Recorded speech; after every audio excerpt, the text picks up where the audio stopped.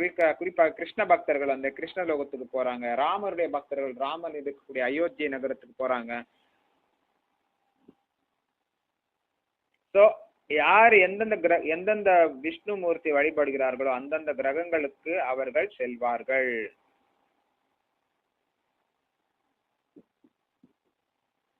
So யோகத்தை பயிற்சி செய்யறது வந்து நம்ம வந்து பௌதிகமான விஷயத்தை வந்து பெறதுக்கு பௌதிகமான வசதிகளை அடையிறதுக்காக கிடையாது. யோகத்தை பயில்றது உடல் ஆரோக்கியமோ அல்லது உடல் அழகோ அல்லது உடல் மெல்லிய உடலோ அல்லது வேறு ஆரோக்கியமான உடலோ போன்ற விஷயங்களுக்காக அல்ல யோகத்தை பயில்வது. இது வந்து பரமாத்மா உணர வேண்டும், பகவான் கிருஷ்ணரின் லோகத்துக்கு திரும்பி செல்ல வேண்டும், ஆன்மீக லோகத்துக்கு போக வேண்டும். ஜட வாழ்க்கையை முற்றிலுமாக களைவதற்கே நம்ம வந்து பிறப்பு இறப்பு என்ற நோய் இந்த சக்கரத்திலிருந்து வெளியே வரணும். இதுதான் வந்து யோக பயில்றதுக்கான முக்கியமான ஒரு நோக்கம்.